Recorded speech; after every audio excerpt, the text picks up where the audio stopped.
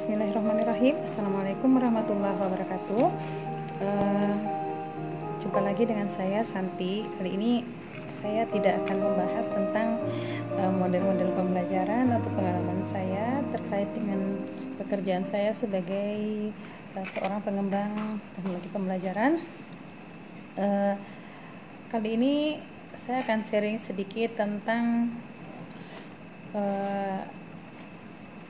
health mentality yang biasanya kita temui di sekeliling kita, karena hal ini sedikit berbahaya buat diri kita bila kita bertemu atau kebetulan berpapasan atau kebetulan memiliki koneksi dengan seseorang yang memiliki kriteria-kriteria atau memiliki health mentality seperti ini. Jadi kali ini saya akan membahas terkait dengan narcissistic atau NPD, narcissistic personal disorder. Ya, saya bukan seorang psikolog ya, tetapi banyak pengalaman, termasuk diri saya pengalaman berjumpa dengan orang-orang yang memiliki kecenderungan NPD ini. Nah, jadi apa sih NPD itu ya? Kadang-kadang kita melihat atau berjumpa orang, kemudian merasa jatuh cinta, merasa senang. Tapi saat kita sudah mulai dekat, di situ sudah mulai ada sedikit perubahan dari sikapnya. Nah, yang lebih berbahaya lagi apabila dia sudah menjadi pasangan hidup kita. Nah, seperti apa ciri-cirinya NPD ini, dan ini sedikit banyaknya akan berpengaruh dengan psikologi kita ya, perasaan kita. Apalagi kalau sudah dalam ikatan pernikahan, itu kita akan kebingungan harus seperti apa, mempertahankankah atau melepas ya. Karena banyak psikolog yang menganggap bahwa NPD ini tidak dapat dihilangkan dari seseorang, tidak bisa diperbaiki, karena ini ada yang berkata bahwa ada sumber, ini saya dapatkan dari sumber-sumber dari luar kebanyakan, ini adalah karena adanya pengalaman buruk sejak mereka kecil atau masa lalu mereka yang sangat buruk ya, akhirnya berpengaruh dengan psikologi mereka. Atau juga ada yang mengatakan ini adalah ada terkait dengan genetika seperti itu ya. Jadi mohon maaf karena saya bukan seorang psikolog ya, cuman saya tertarik karena begitu banyak yang terjadi di sekeliling saya. Seperti ini saya ingin sharing kepada rekan-rekan semua ya. Jadi ini khususnya bila kita memiliki pasangan. Kalau belum menikah ya alhamdulillah ya bisa dicegah tapi kalau sudah dalam pernikahan ya mari kita pikirkan bersama-sama harus mengambil langkah apa. Jadi tipe-tipe atau karakteristik dari seorang narsisistik ini atau NPD, narcissistic personal disorder, yang pertama dia itu sedikit arogan, di mana dia memiliki kepercayaan diri yang sangat tinggi bahwa I am the best, saya adalah orang yang paling hebat, you are nothing, you are a loser, kamu bukan siapa-siapa buat saya, kamu itu rendah di mata saya, aku ini super power, memiliki kehebatan, saya hebat, makanya kamu itu sangat bersyukur mendapatkan saya, kamu sih enggak apa-apa, enggak ada apa-apanya buat saya ya. Kemudian bila ini pasangan kita, sering mereka menganggap bahwa istriku kok seperti ini, kamu itu sembrono, kamu itu tidak cantik, kamu itu tidak pernah menarik, kamu kok seperti orang tua, seperti itu. Jadi pasangannya itu dianggap nothing, enggak menarik sama sekali, dan dia selalu merasa bahwa saya bisa mencari yang lebih baik dari kamu, saya masih ganteng, saya masih hebat, saya bisa mendapatkan 3 kali 4 kali lipat daripada kamu, karena dia merasa dirinya hebat yang tadi ya, sehingga dia merasa bahwa dia mampu atau dia punya kepercayaan diri dia punya kehebatan bahwa dia bisa mendapatkan dan dia berhak mendapatkan yang jauh lebih baik daripada pasangan dia saat ini.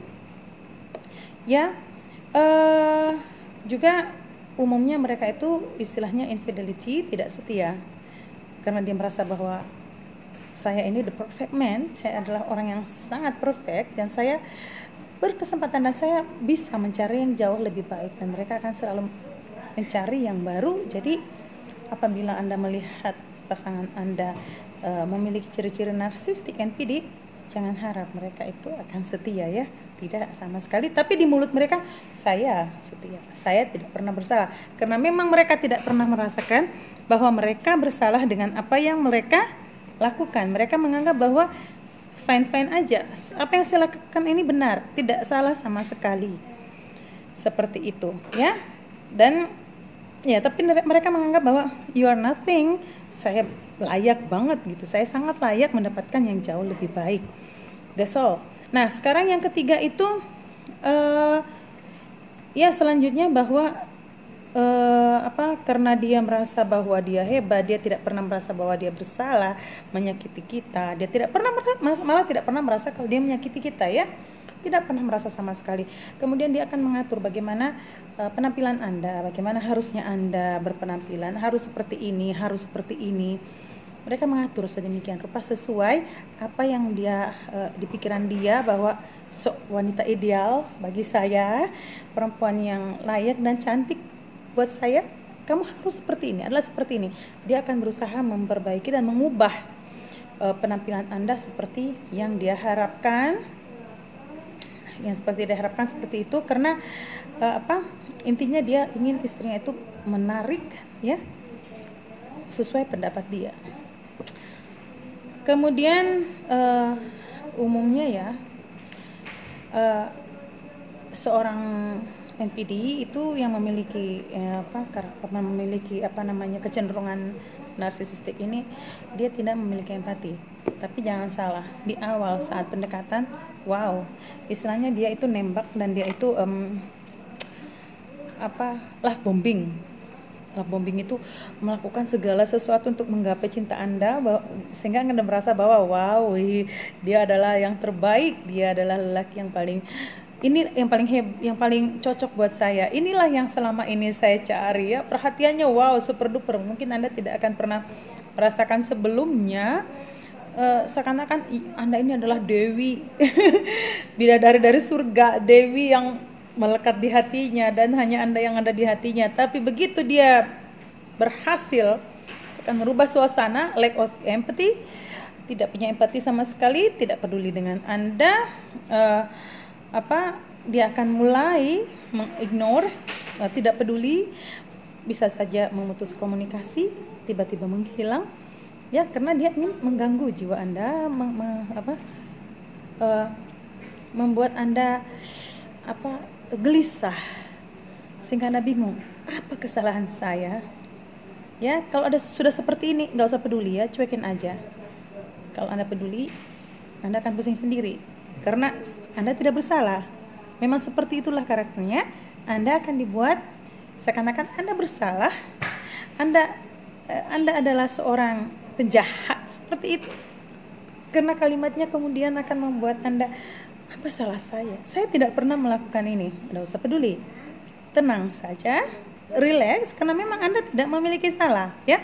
Mereka hanya mencari sesuatu dari Anda untuk membuat Anda risau, gelisah. Nah, selanjutnya apa? Lagi. Selanjutnya, bila Anda sudah memiliki anak, mereka akan mempengaruhi anak sedemikian rupa sehingga anak-anak itu tidak memiliki rasa hormat kepada Anda. Memang sangat buruk ya, karena mereka hanya ingin anak-anak itu hormat sama dia the center of pusat perhatian gitu ya. Kemudian seorang yang narsisistik itu senang melakukan hal sendiri, tidak suka sharing apapun. Tapi ingat, dia tidak suka berbagi. Dia selalu melakukan hal-hal yang membahagiakan dia tanpa melibatkan Anda. Ya. Eh, tapi sebaliknya, dia akan sangat mengontrol Anda, apapun yang Anda lakukan. Tingkat kecemburuannya sangat besar, walaupun itu teman kerja Anda, walaupun Anda sedang bepergian, tingkat kecemburuan, ekstrim, bisa dikatakan ekstrim. Anda harus menceritakan siapa teman Anda, kemana, melakukan apa, dan sering tidak percaya. Anda akan dituduh tidak dapat dipercaya. Saya tidak akan percaya sama kamu. Saya tidak pernah percaya sama kamu. Kamu adalah seorang pengkhianat. Kamu menyembunyikan hubungan di belakang saya. Itu yang akan selalu mereka katakan kepada istrinya. Tetapi kalau dia, kenapa kamu harus tahu? Kenapa saya harus memberitahukannya kepadamu? Seperti itu. Dia tidak ingin diketahui. Dia enjoy melakukannya sendiri. Ya? Tapi ingin memperlakukan Anda seperti seorang narapidana. Ya, seorang tawanan. Anda harus melaporkan setiap apapun, sekecil apapun kegiatan Anda harus memberitahukan kepadanya. Kemudian ini yang aneh ya. Kadang-kadang kita akan merasa aneh dan kadang-kadang akan betul-betul mempengaruhi kejiwaan kita. Umumnya suami-suami itu mensupport ya kesuksesan istri. Berbeda dengan seorang narsisistik ya yang memiliki memiliki kecenderungan NPD. Mereka malah iri bila melihat istrinya itu maju atau memiliki karir yang bagus. Mereka akan iri, tidak senang, sangat tidak senang, tidak suka bila Anda memiliki memperoleh kebaikan, baik itu karir, keuangan, teman-teman atau sahabat-sahabat yang baik. Mereka tidak suka, malah kecenderungan iri, ya, iri kepada Anda. Kemudian mereka itu sibuk dengan dirinya sendiri, sibuk membahagiakan dirinya sendiri,